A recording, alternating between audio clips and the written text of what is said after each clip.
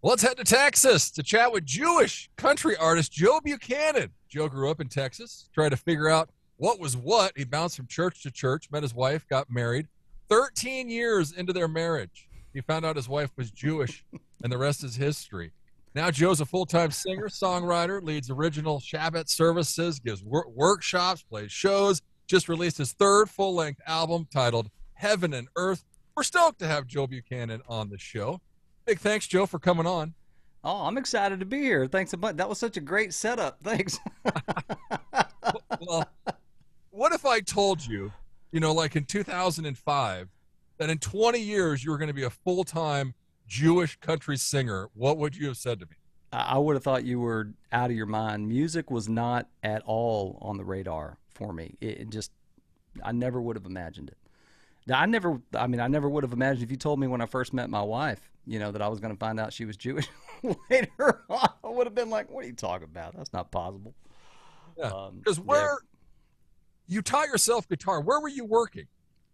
Yeah, I was working in the chemical cleaning field. We had hydroblasters and technicians, tank cleaning that go inside, refineries and chemical plants, things like that. And I was playing guitar just sort of for myself as a hobby. I just enjoyed it. I didn't have any real aspirations of doing anything professionally. But when this whole thing with my wife happened, it kind of, it really changed. It really changed everything, man. I spent a long time, trying to understand God. I always believed in God when I was a kid. It made sense to me, but I kept running into walls everywhere I went. And I figured, well, it's just, God and I will settle up at some point and figure it out. And we were outside the Holocaust Museum. Do you mind if I tell you this story? Oh, I go didn't know right if this ahead. is where you were going. I'm just sort of going here. Right on.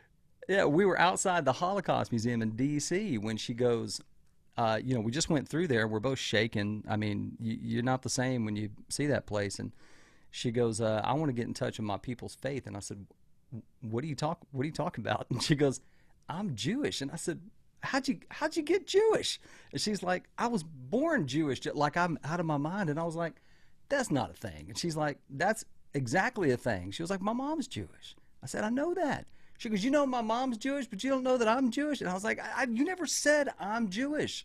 Yeah. My wife was born in a military family. They lived all over the place. There was no ritual in the house. There was no observance. There was no community or anything like that. So she didn't really know anything about what it meant to be Jewish. So we found a rabbi, and, the stuff he told me really made me want to do something different with my life in a big way. Well, and the crazy thing is, I think you said earlier, this was 13 years into your marriage. I mean, this was not like 6 months in. Yeah, no, this is not right. This was a ways in. My son, it was funny when she told me that. She goes, I don't know if you know this or not, but our son's Jewish. And I said, does he know that? And she was like, I guess not. I tell this story in a lot of Jewish communities. I do a talk called Choosing to Be Chosen, and everybody looks at me like this is not a true story. And it is. The truth is that unless you grew up with like a Jewish best friend, or you dated someone who's Jewish, you happen to be married to someone, like that passing from the mother to the child or the father to the child, that's not a common knowledge thing. And yeah, so I was like, how was I supposed to know? Yeah. Never came up. Never came up. What's funny, the first date we went on was her cousin's Jewish wedding. And she was like, how did you not put the pieces together? I said, look, all I know is the AC went out. It was a free open bar. It was the best wedding I've ever been to. That's all I remember about that wedding. Yeah. And it's your family. Who knows if they're Yeah. different, It- whatever. well, exactly. I mean, I have members in my family that, belong to different churches and different stuff. I didn't know. I was like Jon Snow, man. I knew nothing. Yeah. Wow. Well, I know nothing about Judaism or anything. You're talking to a guy from Wyoming. I looked it up. We Right have on. like 1,100 Jewish people in Wyoming. I mean, I know zero Jewish people. So so you're educating all of us. So that's why I wanted you on the show too, because we're Cowboy State Daily, and that's, to get the word out a little bit. But it's Oh, it's a crazy pleasure, man. Thank you. because you got flack. Explain this, because there's like two different. I mean, there's probably all kinds of different Judaism or what, but like the hardcore people didn't accept you converting, or what was with that? Yeah, well, there's a whole. I mean, there's a lot of different groups, right? And there's a group of folks who are, they're the Orthodox kind of side of Judaism, and unless you have a conversion through an Orthodox rabbi or one of their rabbis, they don't recognize your conversion. Everybody else does, except for that group. So that was something that that's been a bit of a challenge at times, but I've come to fully accept that, and I've kind of realized that that has a lot more to do with them than it does with me, and it really doesn't bother me anymore. You mentioned not knowing a lot about all this, and like what we actually believe as a core concept is not widely known. If you were to look it up, you would get the most complicated, well, here's all the resources and books. I walked into a synagogue. This is where it started. I walked into a synagogue in Houston, Texas, my wife and son, after we get back from D.C., and I said, hi, my name is Joe. This is my wife, April's son, Nathan. Turns out they're Jewish. I'm not, and none of us know anything about this.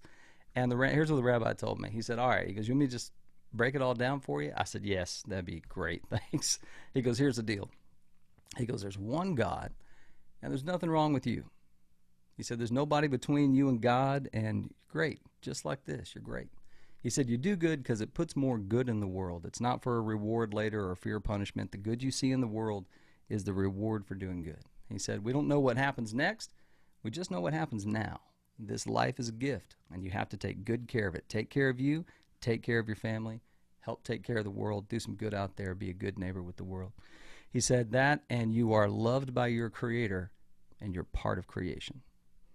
And I was like, is that it? He goes, no, there's a lot. He goes, there's a lot more, Joe. And I was like, well, I want to do this. I mean, it made so much sense to me, and it was like talking to my grandfather again. And it was amazing. It was like 30. It's so weird to say this. It was like 30 years of therapy all at once, and I really struggled hard, and that was a turning point. So I started down the process to join the tribe, and it takes a little while to do that. It took me about a year and a half to go through everything, but I started writing music so that I could better understand the stuff I was learning, a lot of new things. And my rabbi heard me, and he asked me to, play some songs in front of folks, and somebody else heard me, and I started getting invited to come to different synagogues and, be part of services or do a song here or do this, or, hey, do you play weddings? And finally I sat down with my wife, and I was like, all right, I got to figure out what this is. And the hope now, we're 3 albums in, and the hope with this music has always been just to do some good with it and be kind of an open door, for folks who don't know much about the Jewish people, to say, hey, look, we're your neighbors, and what we do is a lot like what you do, and we put on our pants the same way, and we like country music, and we lived, we're in Texas, and we're all over the country, and we're just like you, and we're just living our lives like you. And because there's a mystery, I think, about us that a lot of folks have, and there's no mystery to it. We're just folks. And so the hope is that it's kind of an open door to shed light on a lot of things that may seem mysterious, and then also at the same time to help uplift the Jewish people, and to help be a good representative of the folks that really took me in a big way. Yeah, it's amazing, your whole story and everything. Well, so what? I mean, the new album, you have a bunch of songs. You got 50 tracks on here, first of all, and then are these in Hebrew? Because I looked it up, and there's all kinds of different dialects. What are we? Well, it's all most of the songs are in English. I mean, that's my native language. Yeah. That's what I write in. There are a couple of tracks in here that are primarily in Hebrew. There's there's one called Ma Tovu and Lachadodi, and there's a Hashkivenu. Those are really the 3 Hebrew songs, and they're from our Friday night liturgy. So it's from the prayer services that you may see. Every album I put out, I try to put a couple of songs from our prayer book on there. It's a reinterpretation of those tunes.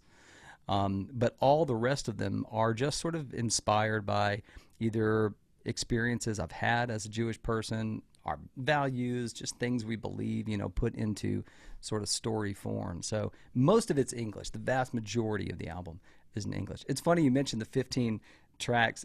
Every album before this has had 14, And we were trying to come up with a name for this thing, and I said, well, there's 15 songs. I can't trim it down to 14. 15 is the number. We almost called it One Too Many, which I thought that would have been a great title. Yeah. So how long did it take you? Because I mean, can we speak? Yeah. What, Hebrew? Oh, so I'm not a super fluent Hebrew speaker. I can't if I'm in Israel, I can't just have conversations on the street with everybody. It takes me a little bit to kind of work through it. But our prayer book, when you open up a Siddur, what we call them, our prayer book, it has usually three things on it. It's got the Hebrew, the transliteration, which is kind of a rewriting, phonetic writing of what the Hebrew is saying, and then the English translation. And for me, I'm pretty good with prayer Hebrew. Like I can open up the Siddur and I can chant from it. And for me, it was like learning song lyrics. Part of joining the tribe, the reason it takes so long is you go through the whole Jewish calendar. They want you to spend time with the community, go to the services, experience the, Rosh Hashanah and Yom Kippur, and attend regular Friday nights. And the goal is that you get to see what is it like to live this way for a year, possibly more, so that by the end of it, you can decide, is this what I believe? Is this something I can stand beside and that I can own and decide what to do with on my own? And learning the prayers was really important for me. I love singing. I love praying out loud through song, and it was important to me. I kind of treated them like learning lyrics, so it really, really helped me quite a bit. Yeah, I made it a lot easier. Go check Joe out. He said JoeBuchananMusic.com. He's on Facebook, Instagram. Go to YouTube. Check out his videos. His latest album, Heaven and Earth, is out now. You're like a hip hop artist on this album with all the collaborations, Joe. Man, well, he's got a lot of friends. Or part of doing this work that I do is, I do play, bars, venues, clubs, and regular, what you think of as regular venues, but I also play a lot of Jewish communities. And I've built a lot of relationships with people who are song leaders or other artists in those communities. And we sing together and spend time together. And sometimes it's just a really good fit. And it's like, hey, you want to be on this? Or, hey, you want to be on this song? And it's one of the ways that I try very hard to involve my community more in kind of what I do, and to also be a better part of that community. Yeah, there's like 1, 2, 3, 4, 5, 6 songs, 7 songs, including your wife. Yeah, it was her first time in the studio. She's never been behind a microphone in a studio before, and that's a little lullaby at the end of the album. And she came in and for her first time, got behind the mic and did it. And she was very nervous, but she did it, and she just sounds beautiful on there. Oh, it's great. Yeah, it's the last track. Good Night, My Love is with Joe and April, both on there. Go and check it out. You can go to, he's on Spotify. He's everywhere. You can stream music. So don't think he's thank you. Not out there. So go and check him out. The My Beloved, the last single you had, it's funny. Yes, you said this is a love song about your love story, but now other people are taking it, saying it's their story now. They are. I thought it was. We wanted to put out a very old school kind of sort of George Strait style 90s classic country love song. A two-step song or a slow dance in the kitchen. And I was like, I want to write a song about April, specifically about our relationship. And we started with the line, I tell her she's everything, and she says I'm all right. And we started doing these back and forth comparisons. And I was playing it live just acoustically at shows to see what people thought of it. And I had so many people coming up and be like, that's our song, that's us. And so now people are playing it at their weddings and stuff, which is pretty cool. Yeah, no, you can get a wedding song. Yeah. Better. So that's perfect. The first track, Good Times, is a perfect opening song. Thank you. Thank you very much. I appreciate you saying that. Very kind of Oak Ridge Boys style kickoff to the whole thing. And I wanted to distinguish this album from everything else that I put out, to really say this is a very straightforward country music album. And I thought that was just a good way to kick it off. So thanks for saying that. Because where did you record this in Houston? Where'd you do it?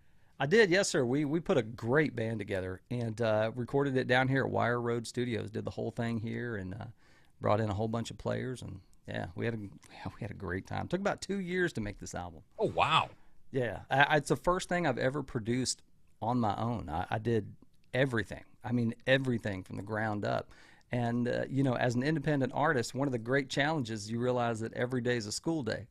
You're like, all right, well, let me figure out how copyrights work. And all right, well, let me figure out how to notate this. And well, let me figure out, every day is a school day. And so it took a little while, but it was a great process, and I'm super proud of it. I think it's the best thing that we've done, and I can't wait for folks to hear it. When you said some of these songs are from like your prayer book and Yes, sir. different things you do, is it easier or harder to write faith-based music? I approach it very delicately, because there's kind of two thoughts here. Number one, I'm 11 years old this year. I converted 11 years ago. I always tell people I'm 11 years old. My beard came in early. I'm so tall. I'm 11 years old. So there's that part of me that says, hey, look, you've been welcomed into this house as a member, right? As a member of the tribe, but you didn't grow up here. And I got big elbows, and I'm always concerned about getting something wrong, and at the same time I want to represent who I am and how I reflect on these prayers. So it's a very delicate balance. I don't write a lot of prayer music because I tend to only approach it if I really feel like I need to connect with it. If I really need to dig deep in that and it feels like a prayer that I need, then I'll approach it as a songwriter. The Hashki Venu, in fact, that's on here, which is, lay us down. It's a prayer that we say in the evening time, asking God to lay us down in peace and allow us to rise in the morning with, new life and new eyes and a new opportunity, right? We're made of sunrises and second chances. And I thought, man, how often do people struggle in their life, look outside the window and say that they're thankful for all the things that they have, but not see any shelter. Hurricane Harvey came through Houston, and I mean, it was devastating. People had furniture floating up to the roof. They were on their, people up in their attics and swimming down the street. There were human chains saving people from cars. It was horrible. And I thought, how hard is it to sometimes see things like that happening or experience that and look out and go, where is God, right? If I believe in God, where is God? Right now, where is God? And what I realized in the midst of all that is that it was kind of like, you remember Mr. Rogers would say, you look for the helpers. Everywhere you looked, there were people helping people. There were people putting themselves on the line to save other people. There were neighbors helping neighbors. And one of our big beliefs is that we're B'Tselem Elohim. We're made in the image of God, all of us together in the world. And if you ever struggle to find God, and you're like, where's God? Just go look at people that are doing good in the world. And there is a perfect reflection of that. And so it was like, yeah, you can look to your fellows and your neighbors and the people doing good work when you have that struggle. And so that Hashki Venu has a real struggle feeling that goes from struggle to hope in the song. Hashki Venu is off his new one, Heaven and Earth. Go check it out. I think was that your first single you released off the album? Yes, sir, that was. Yeah, so go check it out. It's a great song. Track you. 11 on the album. What? Yes, sir. You shocked me when we came on here tonight because you're home. Because you were in Arkansas like 2 days ago or yesterday, or actually today still. I was. You're going to Alabama tomorrow. I mean, so that's kind of nice, though, because I figured, well, you'll just stay there all week or what. Kind of nice you get to come back at home. But you posted a picture. Explain this on your social media of what is this? Because, like I said, I'm clueless. Was that? Oh, it was the big the Ark? Yeah, the tour of the Shul and this Ark. Yeah, this is amazing. What is this? Thank you very much. So that's the Ark, the Aron Kodesh, the Ark inside the sanctuary, which is where we all gather for prayer and things like that. It's usually behind a couple of doors or a gate. It has something above it we call the Ner Tamid, or the eternal flame, burns above it. And inside that Ark are the Torah scrolls, the 5 books of Moses, the Torah scrolls that have been kind of handed down and copied by hand by scribes since the first scroll. And so those are inside that Ark, and it's kind of protects them and also displays them for the community. And when we have services on Saturday, people come up, they open the ark, they take the Torah down, they go around the room with it. Everyone gets to experience it, and then they unroll it and chant from it. So that's what that is. It's the ark inside the sanctuary, and it's some of these buildings and synagogues and shuls. Some of them have so much architectural, am I saying that word right? Architectural history, and they're gorgeous. And every one of them is so completely different. I really want to put a book together called The Ark of the South that like travels through the South to all these really old synagogues, that have been built way, way back, with some good photos of those arks. I think that'd make a cool coffee table book or something. Yeah, and educate everybody at the same time, or show them what's out there that they're not even seeing. So yeah, right down the road from folks. Yeah, these synagogues, it's wild. I grew up in Houston, Texas, right? Well, we had a ranch in South Texas, so I spent about 6 months out of the year down there and the rest of it here in town. But Houston has so many Jewish people, has a massive Jewish population. I never met anybody Jewish growing up. I didn't have any Jewish friends. I never heard about the Jewish people. I never saw a Star of David or a kippah or anything like that, because the synagogues are back inside the neighborhoods. They're not on the main highway. Yeah. So unless you were just exploring, you'd never run into one. So, yeah, wild. I hear you there, because when you were saying you're from Texas, I was like, well, how many Jews are in Texas? But yeah, there's a lot. A lot. Well, and if you go look at his tour schedule, it's crazy, because all the towns, I was like, wow, he's going there, and he's going to Kansas, and he's going here, and he's in Alabama, and yeah, it's so it's crazy. But go check him out. He's at joebuchananmusic.com. You can see all of his tour dates on there. He's on Facebook, Instagram. Go check out his videos on YouTube. His latest album, Heaven and Earth, is out now. Well, tell us about this small town tribe, because you're in your home studio right now. This all came about kind of because of COVID. I mean, we all got stuck with something during COVID, but that's true. Tell us about what happened during COVID. Yeah, it's kind of wild. I, because I do an original prayer service when I tour, and I do these concerts for communities and stuff, but I couldn't do any of that because of COVID. So I have this studio here where I would cut demos and things, that we get ready to go into the studio. And I was like, well, let me just turn this room into like an actual studio. So I plugged it all into my laptop. I got all the hardware that I needed, cameras, all that stuff. And I started on Facebook. Just Friday night, I would kick it on and laid back Shabbat prayer service for anybody who wanted to show up. No questions asked, no pressure on you. Play some tunes, do some prayers, talk to some folks. And it was so laid back. And I had all these people just start popping up in the chat. And we got to a moment where I was leading this little service. And I said, hey, you know what? We're just going to do a little prayer for healing for anybody out there who's hurting. You can call them into your heart, call them into your mind. Here's what we'll do. And I started doing this prayer. And all these people started listing names in the chat, like all these names of loved ones that were, in need of comfort. And I remember afterwards, I went to my wife and I was like, when people start listing names, that's a lot of trust, right? They kind of have turned it at that point into something. So we built this whole like actual, tableside Shabbat thing that we do. And the people that would show up there regularly, they became regulars. They would like greet each other, say hi, welcome each other in. I'm like, what is happening right now? I got to know these people through the course of the pandemic, just the sweetest group of folks, and they've grown quite a bit. And they built this subscriber thing, Patreon or whatever you want to call it, through our website, and it's they're called the Small Town Tribe. So I do a lot of private events for them. They show up at things together. If they're nearby, they'll drive and meet each other and all come as a group. And it's just this great little online community. Really, really sweet folks.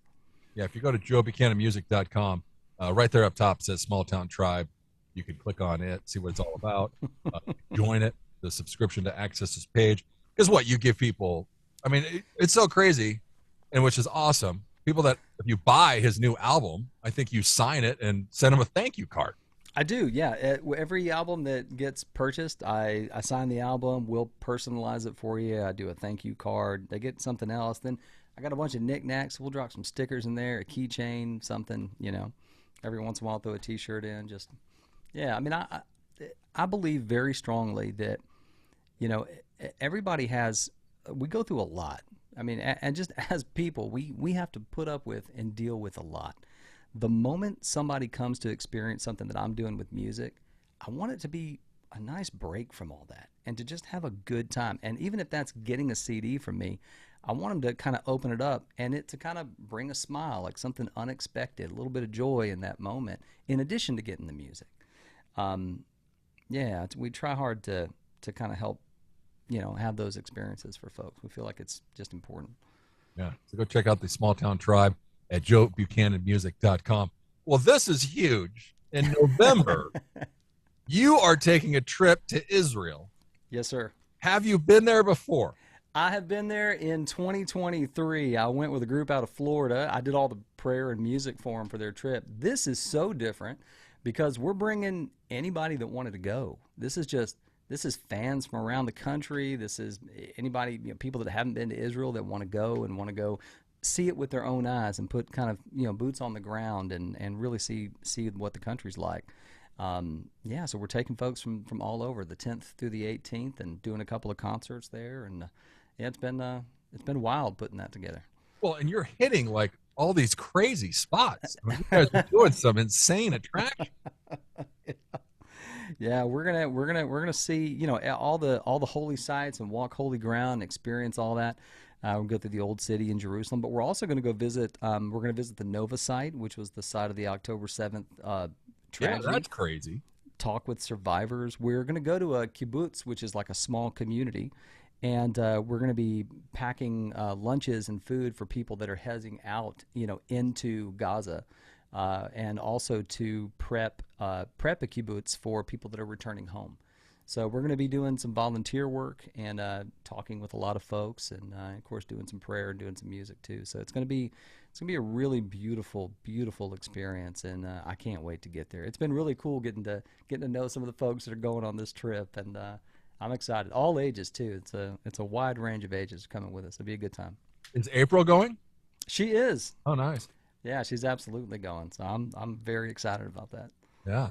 Wow. And yeah, he's playing a show at First Station on November 13th. It's just in 2023 when you were there, was it before October 7th? It was. Yeah. It was. Yeah. So you're going to see firsthand what everything has changed since then. It's going to be very different for sure. For sure. Yeah. At the time, people were.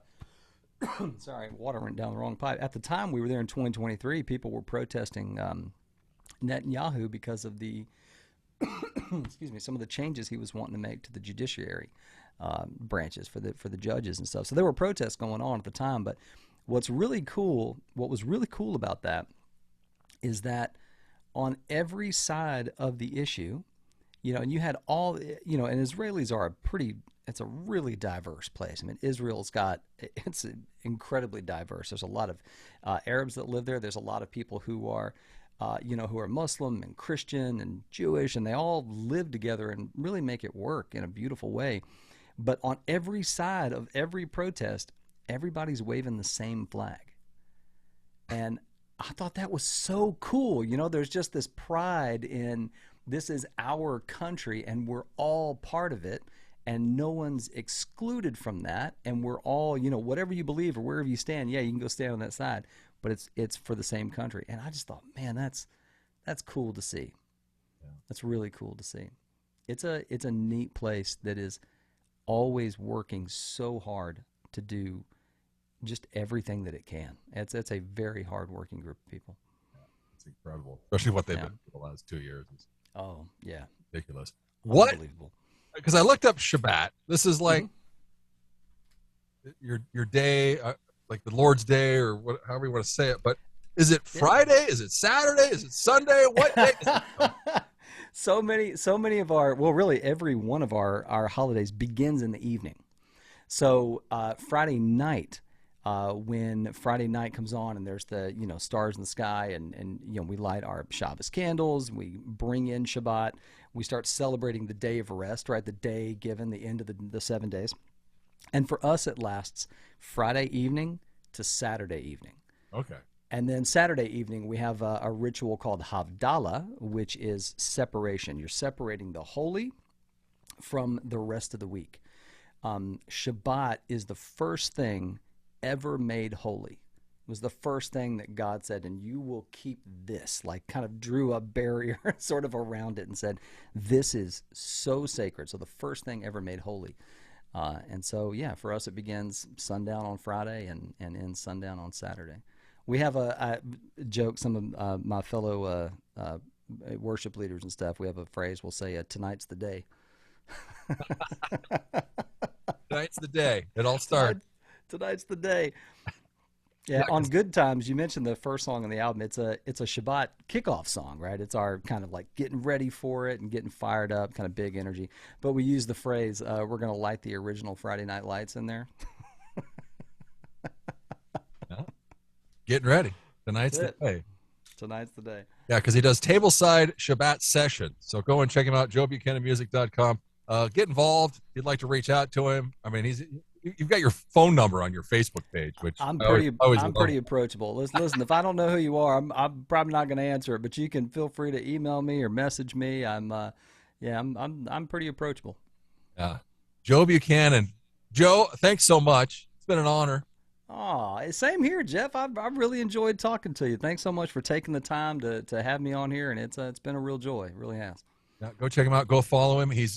You're in Alabama this week. I mean, yeah. Got some of the dates up. We are so loaded. We just added the UK, some UK stops. Yeah, you're going to the UK like in when is that? That's in a couple months. That's going to be in December. We're doing a big show, full band, and then we're adding some Canada dates, and our 2026 calendar is loaded. We haven't even put those dates up yet, though. So we're out there. I'm out there. You can come to anything I'm doing, and just let me know you're coming so I can say hi to you. Does your wife think you're crazy, or what is? Well, the good thing about what I do is because I'm usually gone. This is an exceptional week. I've done a lot of travel, but usually I hit the road early Friday morning, so I'm there, for Shabbat when sun goes down, doing our thing, do music all weekend and go play shows or whatever, and then I'll fly home Sunday, and then I'm home all week long, and then I usually will stay home the next weekend, then I go back out the next. So we get a lot of good time together, and she would always like more time, and so would I. So we try to make it work as best we can. Yeah. Go and check him out. Go follow him. Big things coming. Joe Buchanan Music. He's at joebuchananmusic.com. He's on Facebook, Instagram, YouTube. Go and get his latest album, Heaven and Earth. You can order it off his website. He'll sign it and send you a thank you card. Absolutely. It's better than that. Joe Buchanan, thanks so much, Joe. Appreciate it. Thanks, Jeff. Have a good one. Take care.